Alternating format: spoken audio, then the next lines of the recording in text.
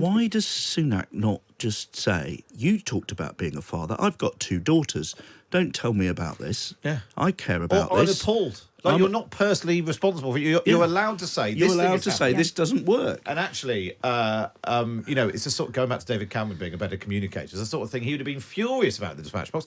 Said he's going to haul people in. He wants to bash heads together rather than reading out some statistics. Mr. Speaker, I'm obviously very familiar with codes in criminal justice systems, but this is too serious for that. There's a world of difference between a code and binding mandatory standards, which don't have legal effect, and that should trouble members across the House. Cousin's history of sexual offending stretched back many years. On 4 occasions, despite allegations of indecent exposure, he wasn't sacked.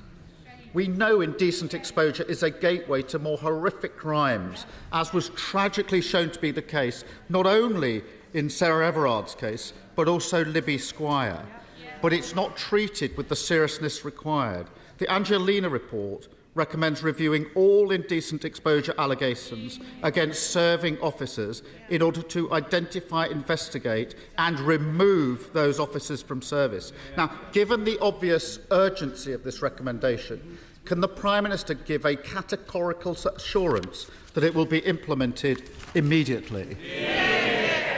Mr. Speaker, as the Home Secretary addressed this specifically when he made his statement, indecent exposure, just like any other kind of sexually motivated crime, is abhorrent. And we expect police chiefs to take it extremely seriously.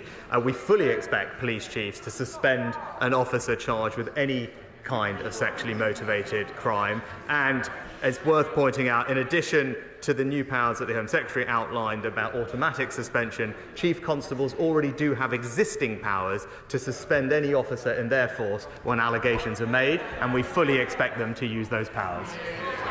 No, interesting that point that Rishi Sunak was making about Chief Constables have powers.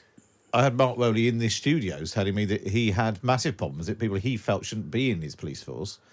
It would go to an independent panel, because previously it was felt that Chief Constables shouldn't be involved.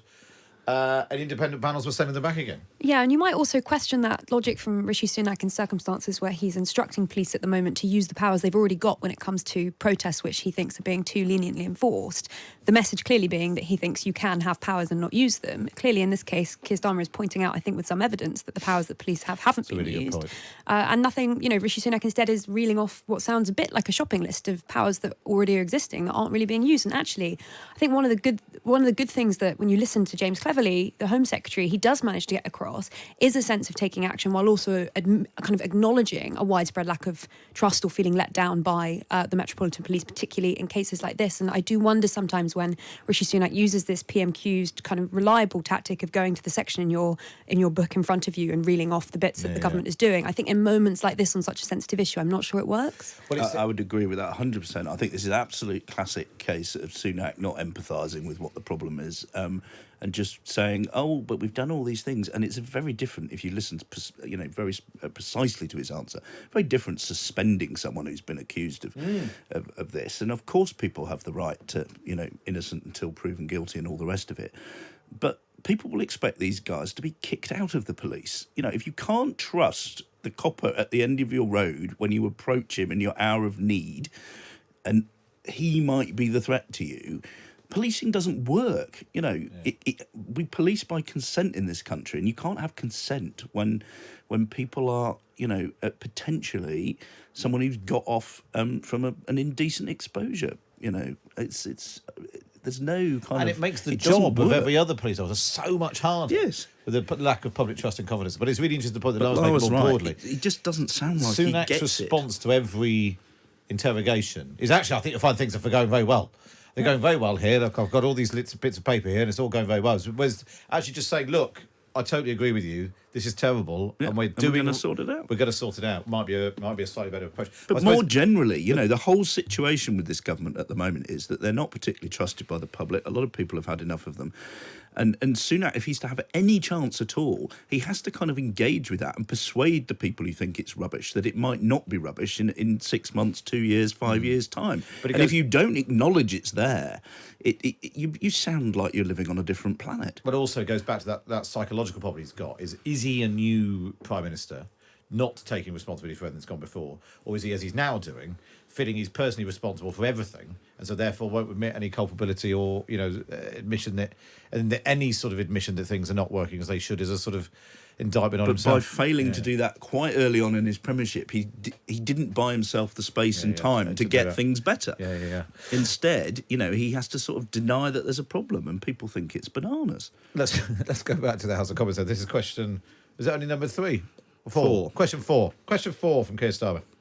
Well, I do think the recommendation I referred to should be implemented urgently, and I ask the Prime Minister to look again at that, because every day that goes past when it isn't implemented carries risk for victims in these cases. Sarah Everard's murder should, of course, been a watershed moment on policing reform, on the criminal justice system, on violence against women and girls.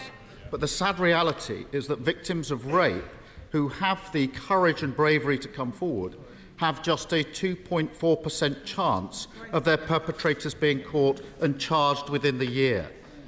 How does the Prime Minister expect women to have confidence in the criminal justice system when almost all rapists don't see the inside of a courtroom?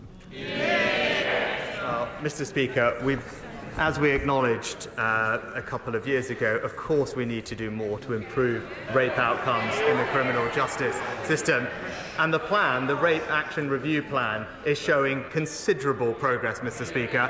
We've already increased the average sentences for rape by a third since Labour were last in office, Mr. Speaker. By the way, using a power that the Labour Party voted against in this House.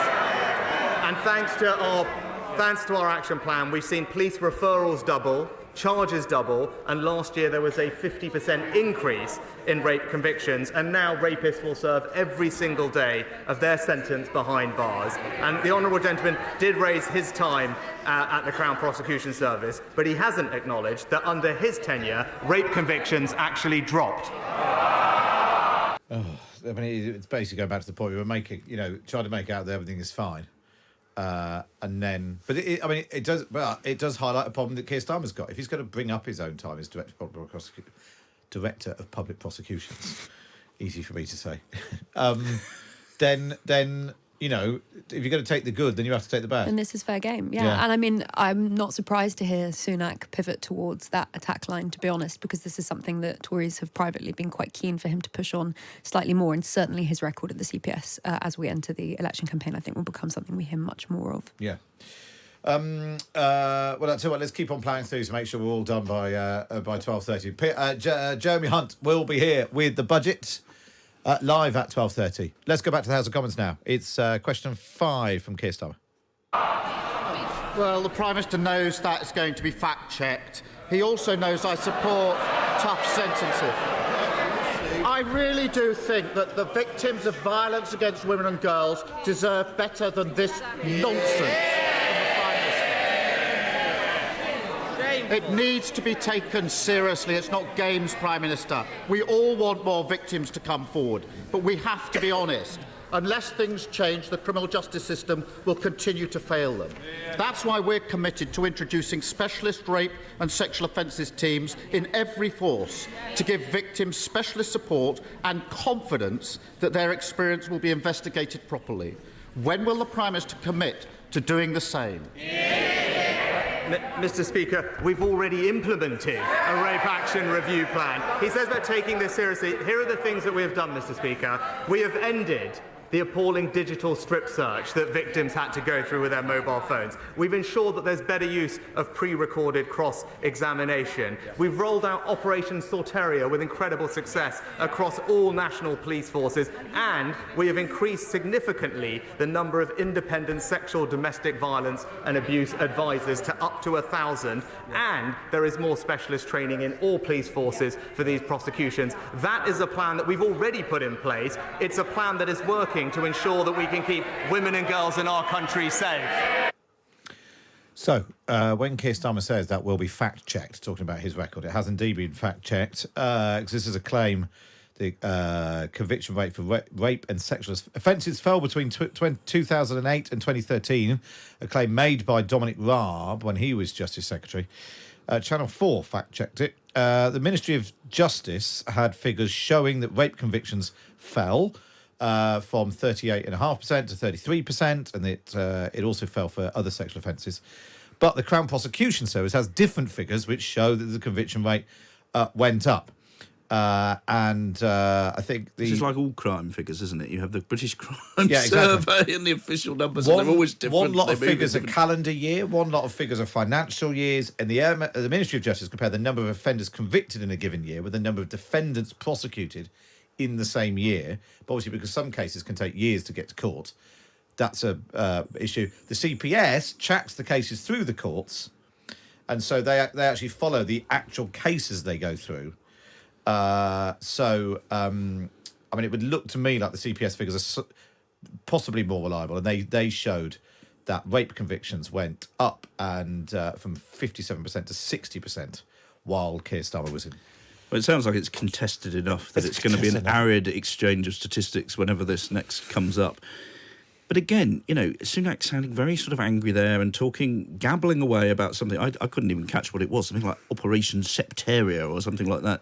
I mean, you may know what that is, Lara, but he didn't explain it to the nation or to the... No, I don't know what that is. And I would also say on this question of strip searching, we've literally just had news, I think, in the last 24 hours that at Wetherby, the Young Offenders Institute, girls have been strip searched by all-male teams of officers, which is really horrifying news, I think, and actually is getting quite a lot of traction at the moment for good reason. So, quite a difficult... And again, why does Sunak not just say, you talked about being a father, I've got 2 daughters, don't tell me about this. Yeah. I care about I'm this. appalled. You're not personally responsible for it. You're allowed to say this. You're allowed to say this doesn't work. And actually, it's a sort of going back to David Cameron being a better communicator. It's the sort of thing he would have been furious about the dispatch box. Said he's going to haul people in. He wants to bash heads together rather than reading out some statistics.